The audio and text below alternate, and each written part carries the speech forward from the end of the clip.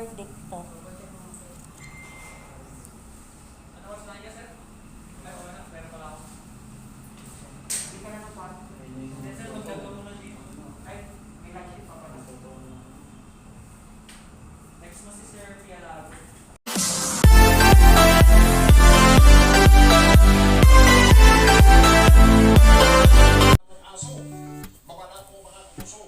So, hello guys! Welcome back. So, ngayon, ito yung first day ng quarantine natin. So, nandito na ako sa hotel. So, maganda naman siya guys. Ito yung, yung pinapa-quarantine ng company namin. So, Go Hotel Otis.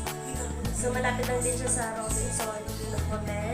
Ay, Robinson Otis. So, maganda siya. Actually, malinis naman siya.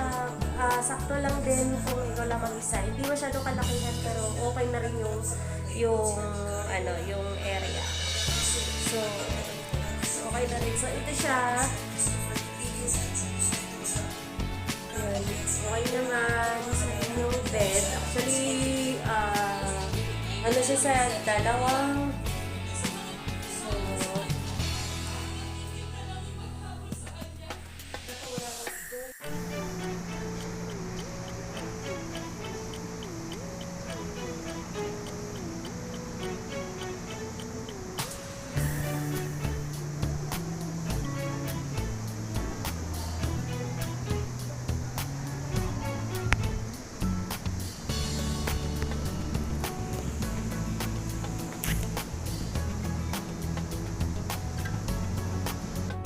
Tips ko lang, bago kayo pumasok, so kanina ginawa ko na siya. So, nasa pa lang ako, nasa may pintuan pa lang ako. Hindi agad ako pumasok. Sprayhan mo yung handle ng door mo.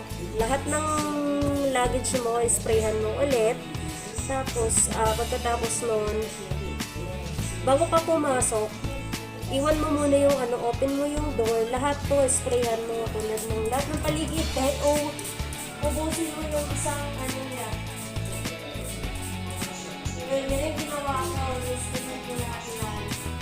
Pero hindi ako nagtatanggal ng mask, para hindi ko mawala. Lahat yan, na pwede yan.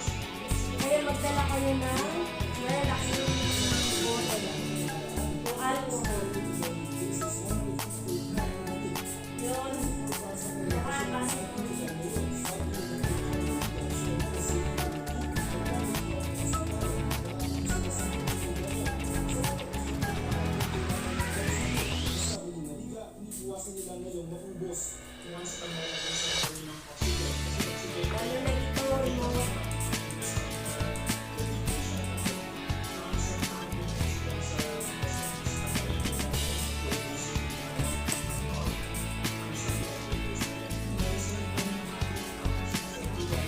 So, ganun ginawa ko, nagdala ako ng 2 bottle ng alcohol.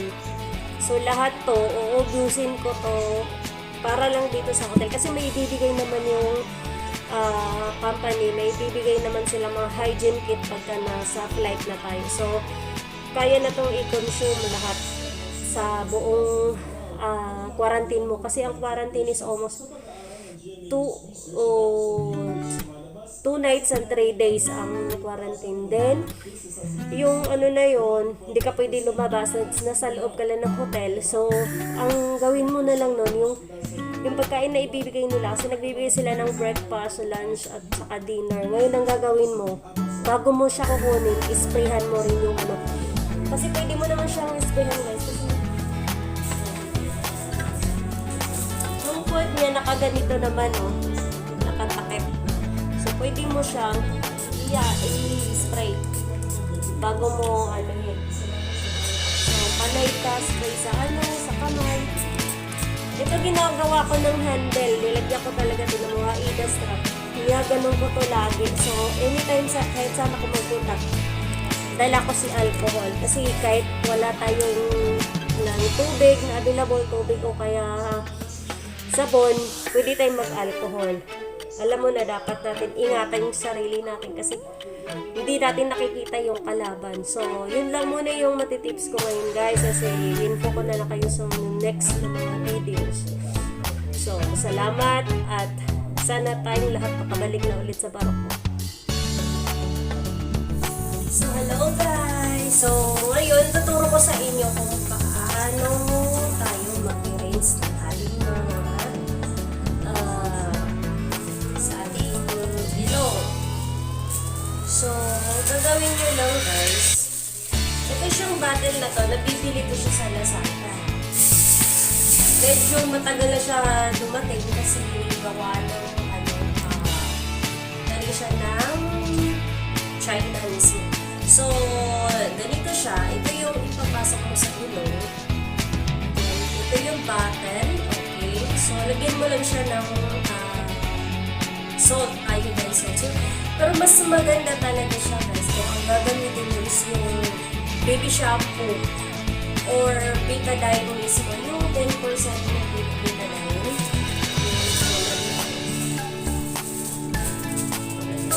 Ito, wait lang.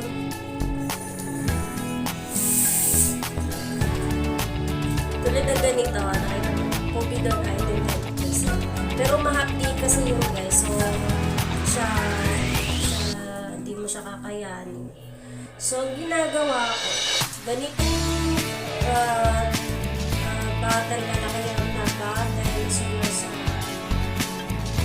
300 ml na tubig. Puno-puno ko siya.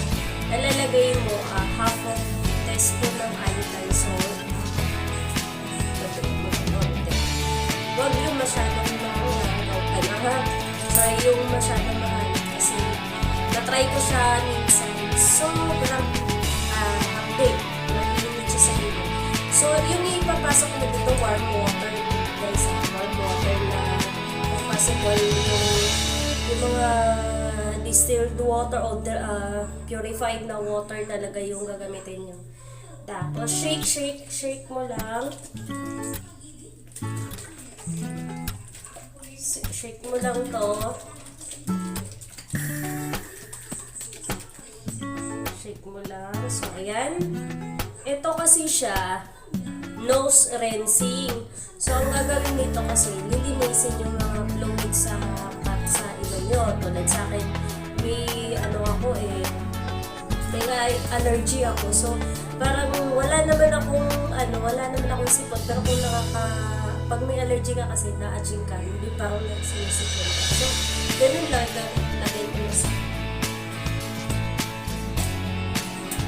kabilang ilong dito, papasok na dito. Tapos, gano'n lang, para hindi ka mahirapan na humilang. Ito, ganyan na siya. Yan, dililinisan yung ilong mo. So, kalahati siya.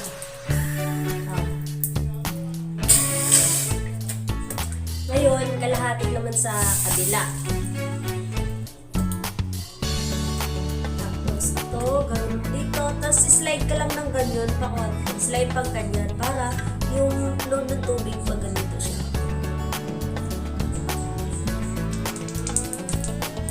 Labas lang siya ganyan.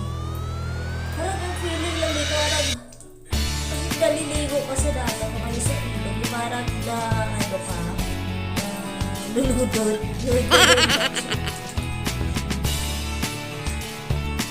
Yan, diretso lang. May bota dito sa taas yun, nagpipit na dito.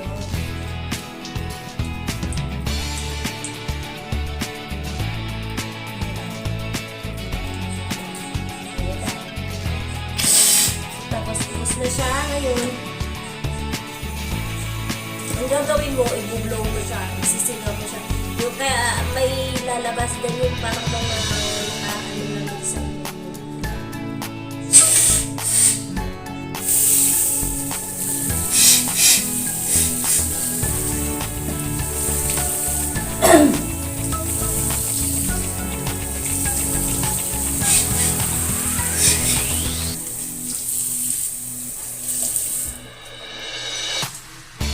yan.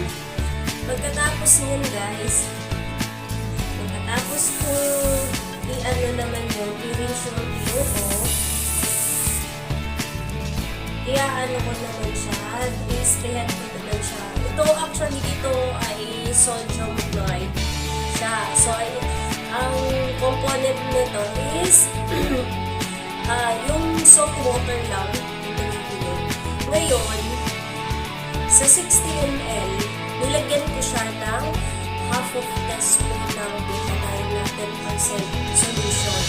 Kasi, alam nyo guys, ang betadine siya ang pinaka-effective na antiseptic sa tulad ngayon na kailangan talaga natin ng prevention. So, almost 1 month na po ako yung naggagamit nito. At saka, etong betadine. Actually, sa wound to para sa mga sugat, 10% solution.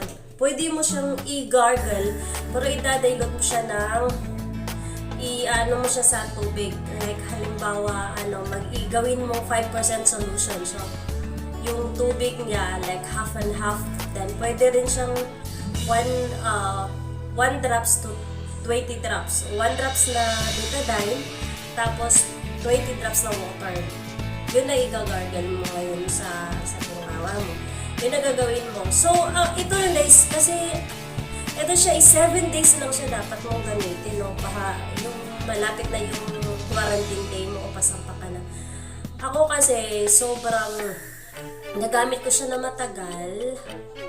Gawa ng lagi ako nakakancel sa flight. So every time na meron na akong flight, ginamit ko siya. Then, diretso. Kaso nakakancel yung flight ko. So, ang nangyayari, siyempre, nag-iingat na lang din ako. Ginagawa ko siya twice a day. Like, tanghali at saka gabi. Ngayon, nagkaroon siya ng side effect sa akin. Nagkakaroon ako, sumasakit yung lalamunan ko nag-dry. Siguro dahil sa tagal ko na siyang ginagamit ng almost 1 month yung betadine. Ngayon, yun ang pero hanggang ngayon kasi, almost more than 1 month na ako gumagamit. Hindi ko pa rin talaga hininto. Gawa nung hindi pa ako na-swab So, kailangan, pag siguro na itapos ko na yung swab, nakasampa na ako, yun, i-stop ko talaga siya. Kasi meron talaga siyang side effect. Sumasakit yung lalamunan ko. Yung parang dry yung lalamunan ko. Ganun yung ginawa ko. Dire-diretso lang. Kasi ito guys, may isang crew, siya ang nagpayo sa akin na yung betadine gargle. Then, ang ginawa ko, actually wala talagang idea that time. So, ang ginawa ko, nag-research sa loob ng YouTube, yung mga YouTube ng mga doktor, saka Google ko siya, time to time Google ko siya, anong side effects, anong effective niya, yun ang mga ginawa ko. So, ang betadine, lahat sa mga antiseptic na product, tulad ng hydrogen peroxide, pwede rin yan, Listerine, pwede rin yan. Pero sa lahat ng effective talaga is betadine talaga. So, ang betadine, kahit yung solution lang na 10% ang gargle kasi guys, ang betadine gargle, may mabibili tayo, pero almost, 101. Maliit lang siya na bottle, nagamit ko siya twice. Magkakalasa din sila ng betadine na may milk flavor lang yun. Ngayon, syempre mahal. So, pahinto-hinto yung sampa ko, yung flight. So, ang ginawa ko, pinapanood ko sa mga YouTube, yung mga YouTube ng mga doktor mismo, ginugoogle ko, yun. Pwede pala yung betadine, betadine na 10% solution, pwede pala siya gamitin. Ngayon, idadilute mo lang sa water nga. Parang magagawa ka na sarili mo solution. Yun ang gagawin, yun ang ginawa ko. Kasi yung ganitong bottle, 30 plus lang to kasi generic to So, mas mura siya. Then, ang tagal mong magagamit siguro. Nagagamit ko siya mga almost 2 weeks mga ganun. Kasi, drop 1 drop, ihahalo mo sa mga 20 na tubig. Ganun. Yung drops lang din yung gagamitin mo. Pwede mo rin naman tansyahin. Mga ganito ka na water. Limbawa, ganito. Mga ganitong yung hanggang dito na water, lagyan mo ng drops. Mag-check kayo sa ibang YouTube channel ng mga doktor. So, makikita niyo doon, guys. So, yun, isa yun sa mga prevention ko sa ngayon. So, sana effective siya kasi hindi pa naman ako na-swab bukas pa ang schedule ko sa swab. So, sana effective siya para ma-share ko din at sana ganun din yung gagawin mo para ligtas tayo lahat ay makasampa. So anyway, ganun yung ginawa ko. So ito, di ba? Ito, may shake mo lang. May halo tong betadine na guys Ang halong betadine nito, 2 teaspoon of betadine. Yung nakalagay dito sa loob. Sa water to na may sodium chloride ang laman niya. Spray mo lang ng ang proper spray talaga is pa ganyan. Tapos, right hand, left na side ng nose. Left hand, dito naman sa right ng nose. Kaso, sa laki niya, hindi ko kaya. Maliit kasi kamay ko. So, hindi ko kaya. Parang hindi ko napupush yung ganyan. Pabigat. So, ginagawa ko ganito. Dalawang ganyan ginagalaw ko. Sinusuksok ko sa taas para abot niya talaga dito. Kasi sa swab tayo dito, di ba? Gaganon dito sa susunod. So, pinaabot ko talaga doon. Tapos pangalawa, ibababa ko konti para sakop naman niya dito. Tapos, liquid siya sobra. Kaya tumutulo siya talaga. Ganun hinusinusing ka lang. Tapos gano'n, ganyan. Pasok, baba, pasok, baba. Kaya tumutulong talaga ganyan. Yan, napretak yun. Hinusinusing yun. Ay, ganun yung mula. Medyo siya. Dati alam mo, ginagawa ko dito. Yung hinahalo ko, tubig doon sa betadine, nabasa. Ginagawa ko doon, nagdidip lang ako ng cotton buds. Binilinis ko sa ilong. Pero, sa kaka-YouTube ko, kaka-Google ko, mas effective to kasi dumidiretso talaga dun Yan, parang sinisipo ka lang. Kukulit pa ako isa. Kasi pwede naman tatlong spray. Ayan. Yan, tulo na siya. Tapos na kami mag-swab. So, pabalik na kami sa aming quarantine room. So, nandito kami sa Go Hotel Otis.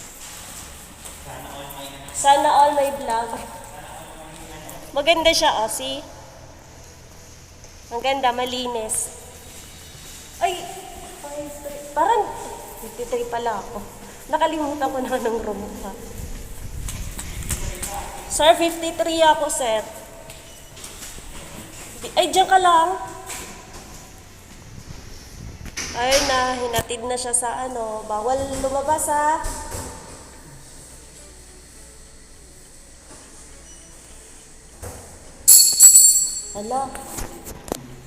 Hala kasi. Ganon din yun siya kanina, yung akin. Patry day muna sa akin, sir. Yan, nag-update na kami ng card, sir. Thank you.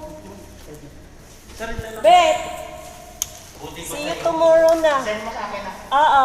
Please subscribe to Iris. Palit po tayo card pala. Ay, baliktad. So, ayan na. Yay! So, tapos na yung aking swab test. So, malalaman natin tomorrow kung ano magiging resulta ng aking swab test. So, tulungan niyo ako magdasal, guys. So, malalaman natin ang resulta din ng aking mga remedies para iwas ng COVID. So, bye for now.